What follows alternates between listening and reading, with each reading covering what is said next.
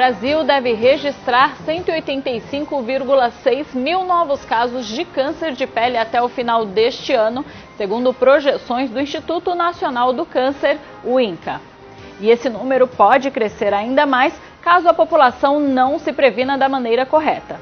Para conversar sobre esse assunto com a gente, nós recebemos a dermatologista, doutora Renata Citônio e a cosmetóloga Iris Farias. Olá, meninas.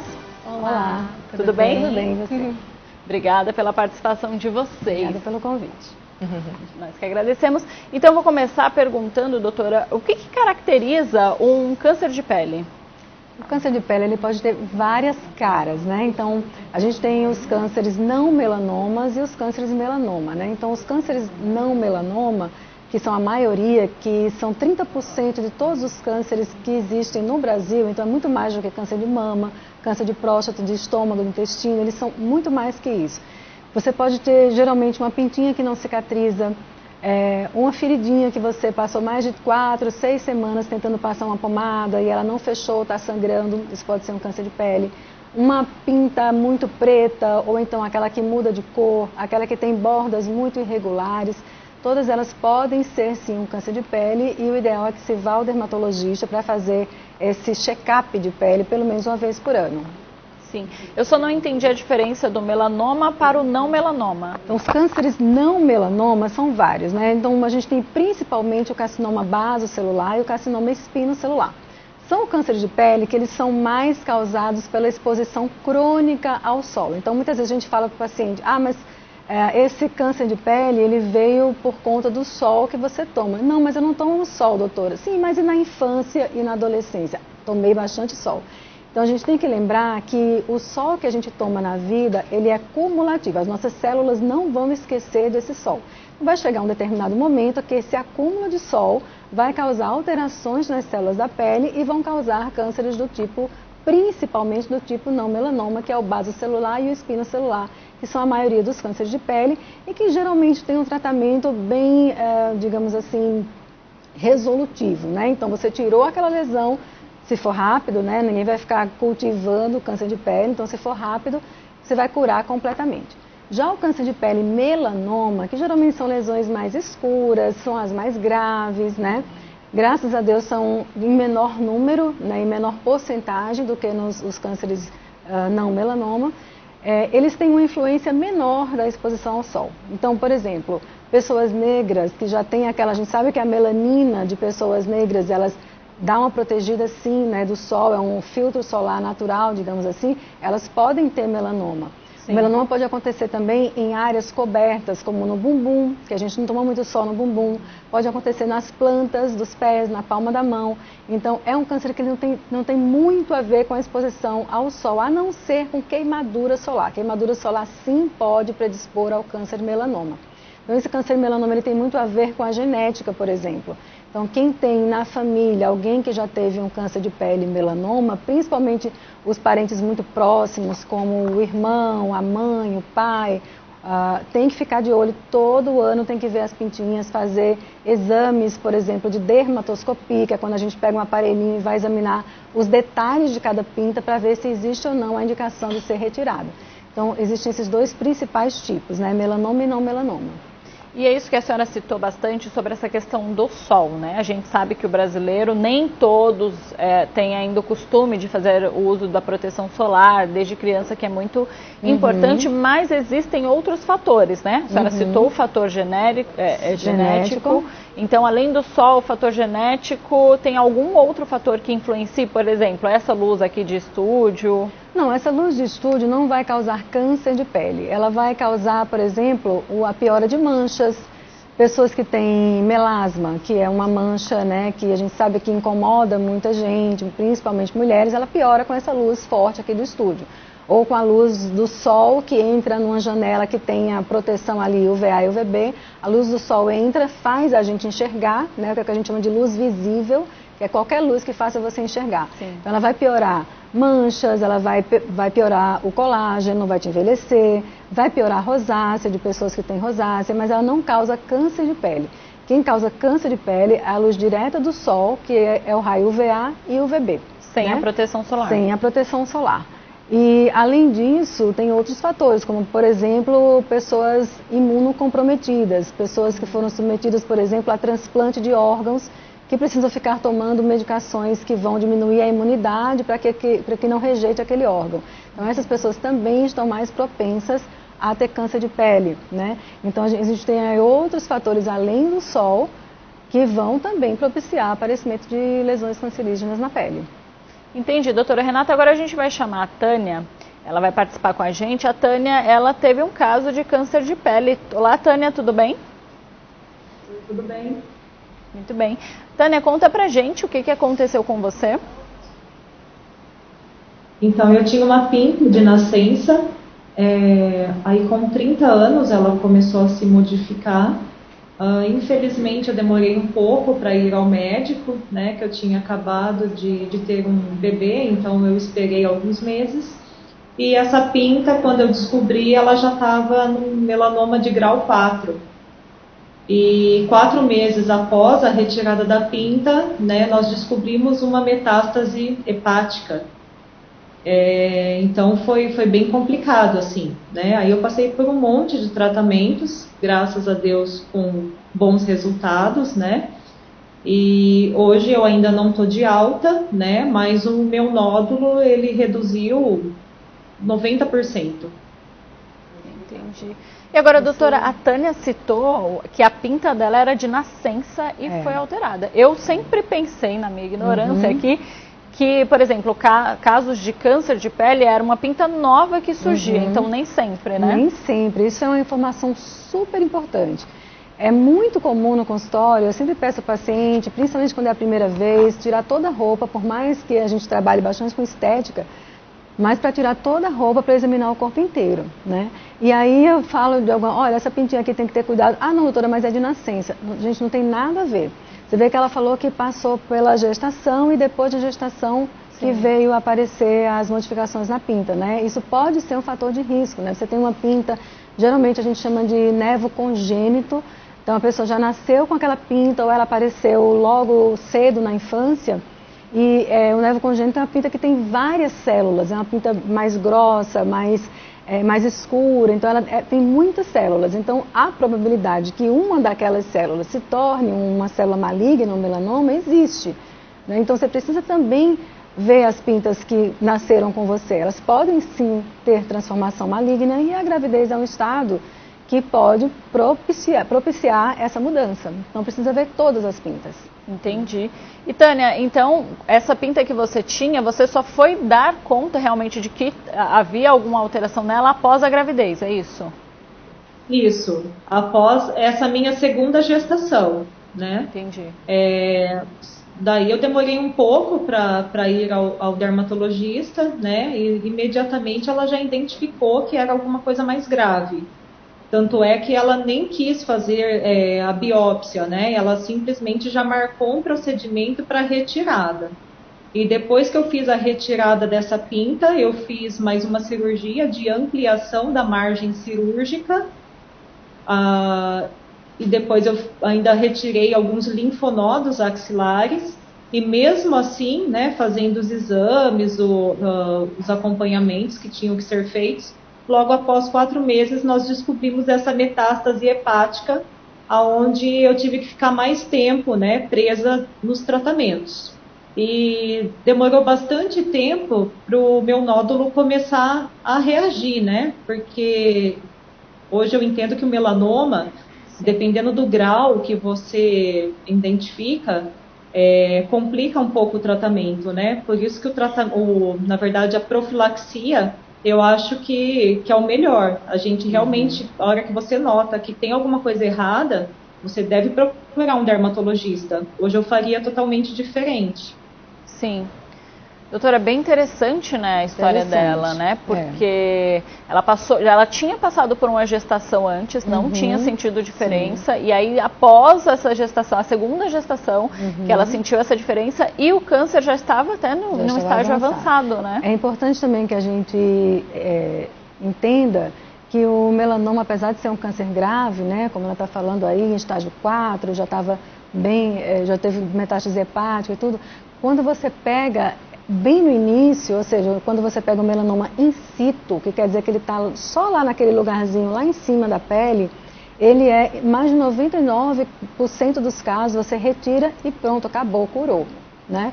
Então, é o que ela está falando, o diagnóstico precoce, a prevenção é o mais importante. E é interessante o slogan desse ano da campanha da SBD, né, do Dezembro Laranja, é uma campanha que a SBD, que é a Sociedade Brasileira de Dermatologia, já faz há 9 anos. O slogan desse ano é: não espere até sentir na pele. Sim. Então, é muito importante que todos os anos, principalmente quando a pessoa tem muitas pintas, é muito clarinha, olha ela, o cabelo claro, né, pele clara, ou tem histórico familiar de câncer de pele, ou tomou muito sol no decorrer da vida, mesmo que não tenha tomado muito sol com frequência, uma exposição crônica, mas vamos dizer que teve histórico de algumas queimaduras solares, que procure o dermatologista uma vez por ano, mesmo que você não suspeite de nenhuma pinta, né? E como você falou, muita gente acha, essa aqui é de nascença, não precisa eu ficar vendo porque eu nasci com ela. Então, às vezes não, eu diria que na maioria das vezes o paciente não consegue identificar, por mais que a gente faça campanhas, que explique como é que são as manchas, mas o profissional dermatologista é que vai ser habilitado mesmo a identificar o que é uma mancha benigna, o que é que não é uma mancha comum, maligna, o que é que você precisa acompanhar, o que é que você precisa retirar para fazer uma biópsia, né? Então, e é difícil você identificar mesmo sendo leigo, né? Por mais que a gente explique, a gente confunde muito uma pinta com outra. Então é importante que o profissional veja isso uma vez por ano. Prevenção é o melhor remédio. Com certeza. Agora, Tânia, deixa eu te perguntar, claro, se você quiser responder, onde que era essa pinta? Em que parte do seu corpo? Era na região subescapular. Nas costas, né? Aqui, nessa região, isso. E ela, né, praticamente, ela triplicou de tamanho. Foi aí que eu percebi que tinha alguma coisa errada. E aí você vê aí uma coisa que eu falei, né? Que não necessariamente é numa área exposta ao sol. Porque a gente fica de blusa a maior parte do tempo, né? Então você está aí com a pele protegida, não é uma área exposta. Então o melanoma não necessariamente vai acontecer em áreas expostas ao sol. Então é muito comum que aconteça nas costas, na perna, na nádega, né? E uma coisa muito importante também é prestar atenção no melanoma de órgãos genitais, tá? Porque pode acontecer tanto na vulva quanto no pênis. Nossa. Eu tive uma paciente recentemente, médica, que foi fazer a vulvoscopia, né, um exame que toda mulher deve fazer todo ano, junto com o Papa Nicolau, etc. E foi diagnosticado na vulvoscopia um melanomazinho inicial.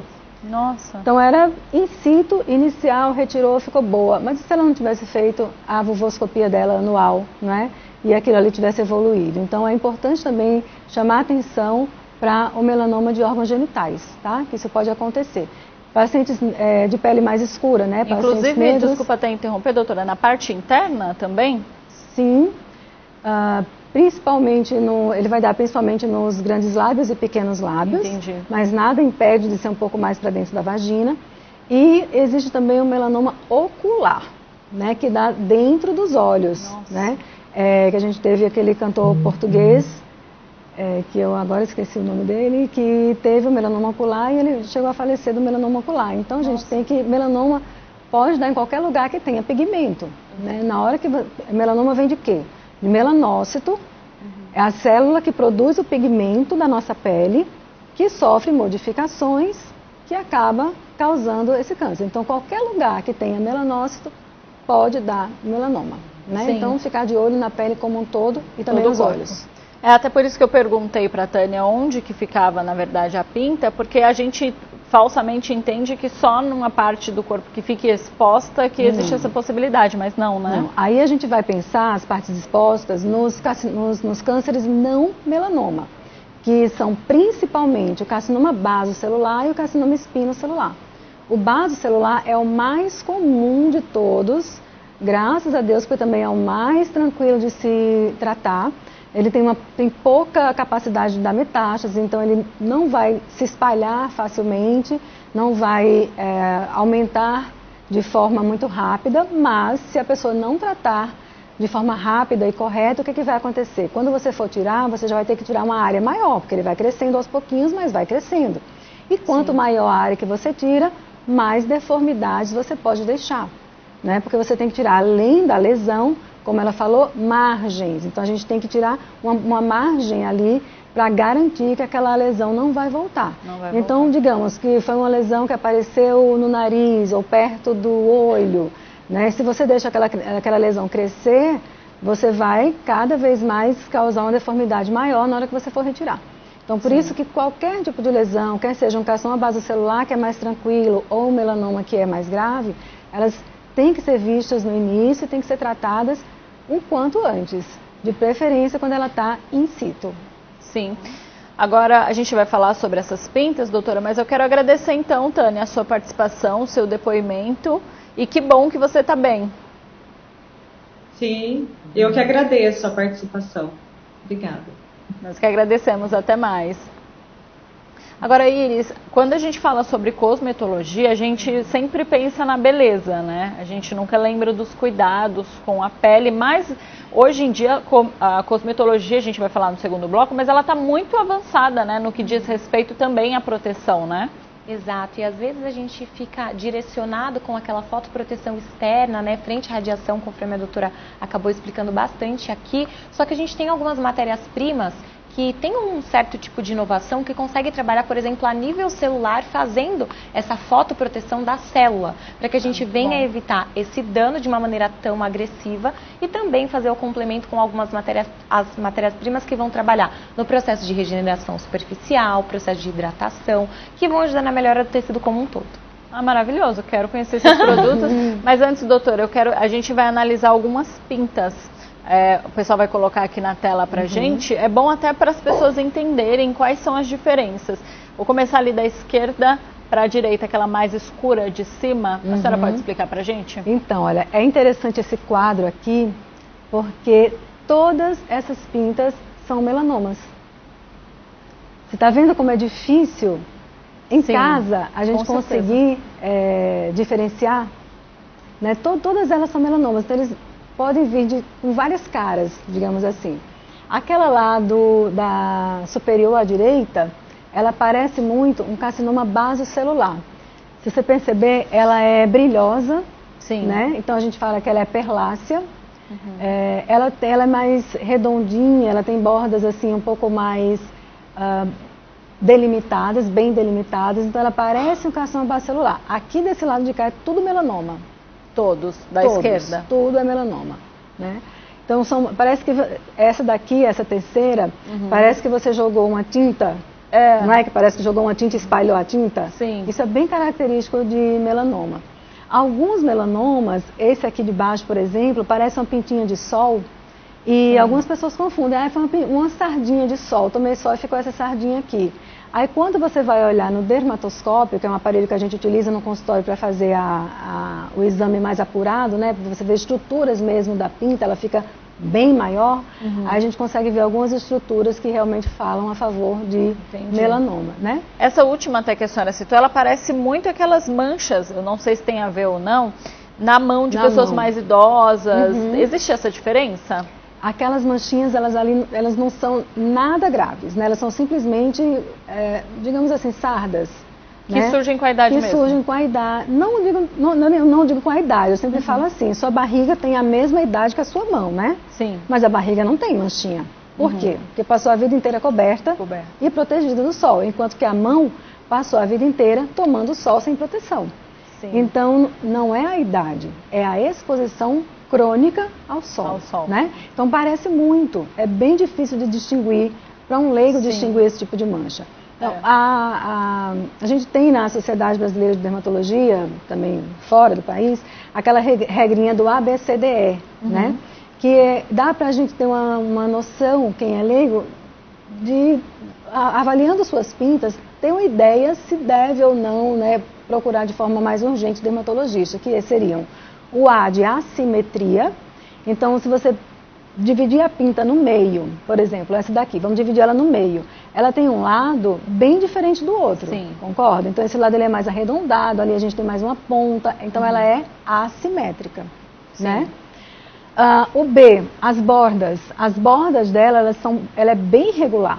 Então, eu tenho bordas aqui que tem como se fossem estrias nas bordas, então Sim. não tem bordas regulares.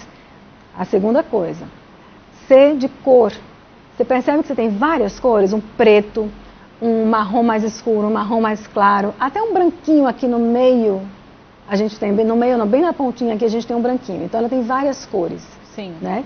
Diâmetros acima de 6 milímetros. Sempre ficar de olho em pintas acima de 6 milímetros, porque elas podem ser câncer de pele. Tá? Agora, doutora, essa aqui do lado direito, a última de baixo, me parece muito uma cicatriz, por exemplo, de uma espinha, um cravo. Essa daqui? Alguma feridinha que foi mexida. Parece, né? Mas não pode ser também. Mas pode ser um câncer de pele. Pode ser um câncer de pele. E o E é a evolução, que foi o que ela falou lá. Eu percebi que ela cresceu muito em pouco tempo. Então, qual que é a evolução dessa pinta? Ela está crescendo, ela está coçando, ela começou a sangrar, né? Ela diminuiu de tamanho, também é uma coisa importante, porque elas podem regredir. Né? Elas podem ir de preto para branco. Então, não é só ficar mais escura, ela também pode ficar mais clara.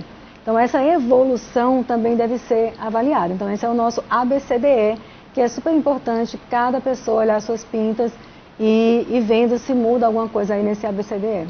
Agora a senhora citou algo muito importante, que é ela regredir. Aí talvez traga até a falsa impressão, né, de que como regrediu, talvez, então tá melhorando, sumiu. Né? Não, mesmo assim é importante procurar um dermatologista e olha, tinha uma pinta, diminuiu. Sim, sem dúvida. Agora, realmente, doutora, são muito diferentes. Muito diferentes. Então, qualquer uma dessas que a pessoa apresentar, é interessante, então, já ir ao médico para fazer exames. Sim. Geralmente, quando a gente faz a primeira consulta, a gente já mapeia todas as pintas, né? Então, se tem alguma que está chamando mais atenção, que a gente vê que pode evoluir, então a gente já fotografa aquela pinta, já guarda no prontuário do paciente, faz a dermatoscopia com esse aparelhinho que vai lá ver todas as características da pinta. Se ela tem indicação de retirar, obviamente a gente já retira, manda para biópsia. Caso contrário, dá para esperar, dá para a gente só observar, a gente deixa também a dermatoscopia guardada. No ano seguinte, mais ou menos na mesma época, o paciente é convocado para fazer novamente aquela inspeção geral, né? Sim. E avaliar principalmente as pintas que a gente achou suspeita e, se for necessário, retirar. Agora, nesse período de um ano, apareceu alguma outra, ou começou a sangrar alguma pintinha que a gente não tinha visto antes, aí vai antes de um ano mesmo, porque quanto antes, melhor. Melhor, né? Sim. Muito bem, agora a gente vai falar sobre prevenção. Aliás, agora não, no próximo bloco nós vamos falar sobre prevenção, mas eu vou pedir então para a senhora encerrar esse bloco falando sobre a importância de usar proteção solar e ir ao dermatologista, porque assim, eu acredito que o brasileiro tem muito, quem tem, né, sempre passa proteção solar no rosto, esquece as outras partes do corpo, mas o câncer de pele, ele é muito perigoso e ele mata, né, doutora? Ele mata, principalmente o câncer melanoma, né? Os outros dois, os não melanomas, eles mais deformam, né, do que matam, mas o melanoma realmente é o que a gente tem que ter mais cuidado. A proteção solar, ela deve ser iniciada na infância.